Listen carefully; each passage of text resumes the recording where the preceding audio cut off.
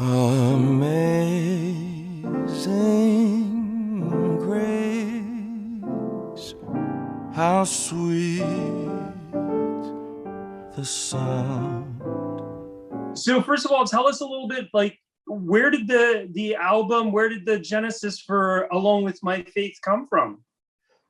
It came from originally, I wanted to do a gospel album, and I had never really gotten around to it. I had been singing gospel songs on stage, and it's a type of music that I love, but for various reasons, I just never did it. I knew it was on the horizon. It was something that I was planning on doing, but never got around to it. So cut to March of 2020, I'm home.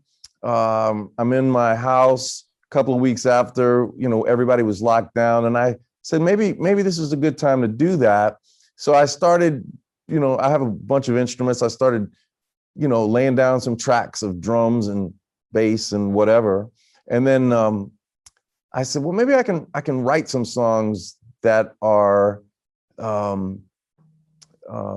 related to how I'm feeling right now, which was kind of all over the map. I mean, I was scared, I was joyous, I was uncertain, and all of these feelings. And so I started writing about it, and the actual recording of the songs helped me on a day-to-day basis. And so those days added up to weeks and months. And about 8 months later, after playing, all of the instruments and singing all the backup tracks and setting up all the microphones and all the editing, I have this new album. Why was it important for you to sing about faith on this new record?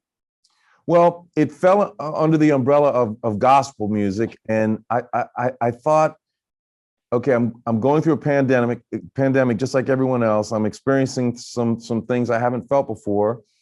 My faith is strong, yet sometimes I question it. So, let me write some music about that. And I thought ultimately that it could potentially give some comfort to some folks out there who know that we have this shared experience. Harry, you retreated into music, you made an album, but what other sort of lessons and silver linings did you take away from the past year? Because we're coming up to a year where everything just changed for everyone.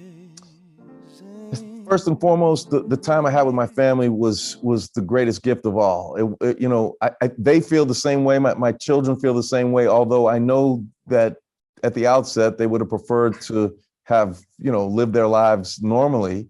It's tough to, not have, interaction in the classroom and senior proms. And it's tough to put your dreams on hold when you have to stay in your house, for a year. But I think there have been so many blessings, the idea of reconnecting with humanity, in the prospect of, if all goes well with this vaccine, kind of getting back out there and looking at people in the eye with no mask and saying, whew, that was a hell of a ride, so it's been a tough time, but I think the worst hopefully is behind us. Looking back at the start of your career, I remember you came through Toronto. I feel like it was 1989, and it was a big show, sold out at Roy Thompson Hall. And you look back to then and you think now, did you kind of imagine this kind of arc for yourself and your career?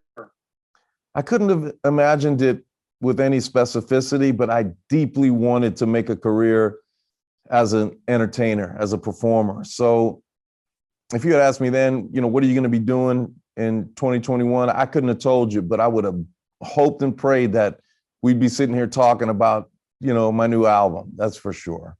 I can't imagine, what live music will be like, or concerts will be like when it can come back. What do you think that experience is going to be like, Harry, both for you as a performer and then for the audience out in the seats?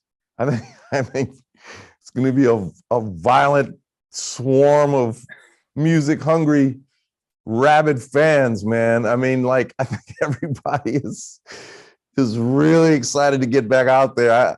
You know, it's going to be fun. Like when I'm on stage for that first show, that's probably going to be the best crowd I've ever had.